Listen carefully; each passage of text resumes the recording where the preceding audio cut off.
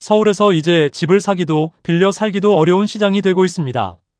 집값이 오르면 전세라도 버티면 된다고 생각했지만 지금은 그 전세마저 빠르게 줄고 있습니다.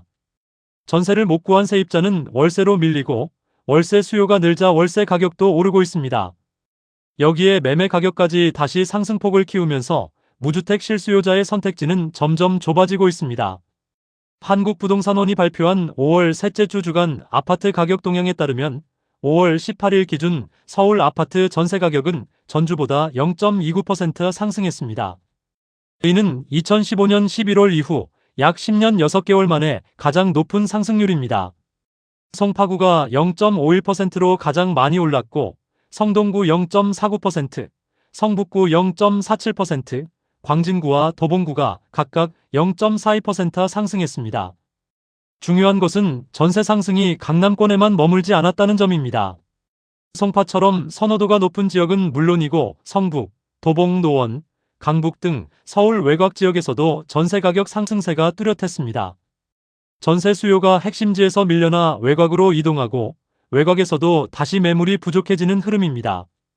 전세난의 가장 큰 배경은 매물 부족입니다. 부동산 아백 14에 따르면 올해 서울 아파트 입주 물량은 29,161가구로 지난해보다 31.6% 감소했고 내년에는 11,349가구로 더 줄어들 예정입니다. 아실 기준 서울 전세 매물도 5월 21일 17,369건으로 1년 전보다 33.9% 줄어든 수준입니다. 더 큰 문제는 전세난이 월세 시장으로 번지고 있다는 점입니다. 한국부동산원 통계에 따르면 지난달 서울 아파트 월세 가격 지수는 101.82로 2015년 6월 통계 작성 이후 가장 높았습니다. 서울 빌라 월세 통합 지수도 101.23으로 최고치를 기록했습니다. 전세를 못 구한 세입자들이 아파트에서 빌라로, 전세에서 월세로 이동하고 있지만 그 대체 시장마저 오르고 있는 것입니다. 올해 1월부터 5월 20일까지 갱신을 제외한 서울 아파트 신규 임차 계약 45,344건 중 월세는 24,476건으로 54%를 차지했습니다. 1년 전 45.4%보다 8.6%포인트 늘었습니다. 이제 신규 임대차 시장에서는 전세보다 월세가 더 많은 구조가 되고 있습니다. 월세 부담도 커졌습니다. 서울 아파트 평균 전세 보증금은 1년 전 5억 7,600만 원에서 6억 1,800만 원으로 7.3% 올랐고 월세 거래 평균은 보증금 2억 900만 원에 월세 117만 원까지 상승했습니다. 1년 전보다 보증금은 5.6%, 월세는 9.3% 오른 수치입니다. 전세가 흔들리자 매매 시장도 다시 움직이고 있습니다. 서울 아파트 매매 가격은 5월 셋째 주 0.31% 상승했습니다. 전주 0.28%보다 상승폭이 커졌고 올해 최고 수준입니다. 성북구 0.49%, 서대문구 0.46%, 강북구와 관악구 0.45%, 강서구와 광진구 0.43% 등 외곽과 한강벨트 지역의 상승세가 두드러졌습니다. 전세값이 오르고 전세 매물이 줄면 일부 세입자는 전세 대신 매매를 고민하게 됩니다.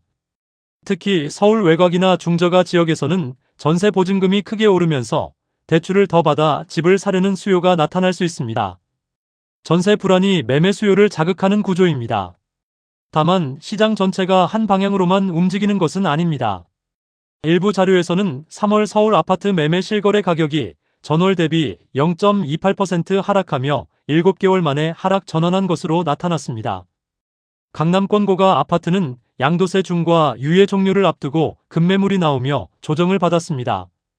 하지만 이후 급매물이 소화되고 중저가 지역과 선호단지 중심으로 수요가 옮겨가면서 주간 가격지수는 다시 상승폭을 키운 상황입니다. 정책 영향도 시장 불안의 원인으로 거론됩니다. 시장에서는 1가구 1주택과 실거주를 유도하는 정책이 전세 공급을 줄였다는 분석이 나옵니다. 다주택자가 매도하거나 임대 물건을 줄이고 비거주 1주택자가 실거주를 선택하면 기존 전세 물건이 시장에서 빠질 수 있기 때문입니다. 여기에 5월 10일부터 다주택자 양도소득세 중과가 시행되면서 양도세 부담이 큰 지역에서는 급매물이 줄어 매매 가격 상승폭을 키웠다는 해석도 나옵니다. 매매 시장을 누르려던 정책이 단기적으로는 급매를 만들었지만 이후 매물이 줄면서 다시 가격 상승 압력으로 돌아온 모습입니다. 대출과 금리 부담도 변수입니다. 5대 은행의 혼합형 주택담보대출 금리 상단은 다시 연 7%대를 넘어섰습니다. 고정금리 부담이 커지자 변동금리를 선택하는 차주도 늘고 있습니다. 지난 3월 예금은행 신규 주담대 중 변동금리 비중은 39.2%로 전월보다 10.3%포인트 상승했습니다. 대출 규제가 강화되면서 현금 보유자의 영향력도 커지고 있습니다. 올해 1월부터 4월까지 서울 집합건물의 거래가 대비 평균 채권 최고액 비율은 42.6%로 지난해 같은 기간보다 낮아졌습니다. 특히 강남 3구에서는 이 비율이 30% 아래로 떨어졌습니다. 대출을 많이 끼고 사기보다는 현금 동원력이 있는 수요자가 시장에서 더 유리해지고 있다는 뜻입니다. 분양시장도 부담입니다. 지난달 기준 전국 민간 아파트 3.32당 평균 분양가는 2,058만원으로 전용 84이 기준 약 7억 원 수준입니다. 2021년 약 4억 6,100만원과 비교하면 5년 사이 2억 원 넘게 오른 셈입니다.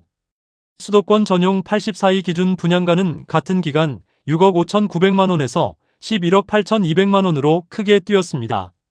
결국 지금 서울 부동산 시장은 전세 매물 부족, 월세 전환, 매매 가격 반등, 대출 부담, 분양가 상승이 동시에 겹친 상황입니다.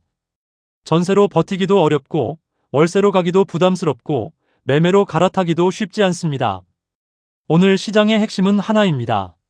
집값만 오른 것이 아니라 주거 선택지 전체가 비싸지고 있습니다. 전세난이 월세난으로 번지고 월세난이 다시 매매 불안을 자극하는 구조입니다. 앞으로는 서울 전세 매물이 실제로 얼마나 회복되는지, 월세 가격이 얼마나 더 오르는지, 그리고 전세난이 매매 수요로 얼마나 전환되는지를 함께 봐야 합니다.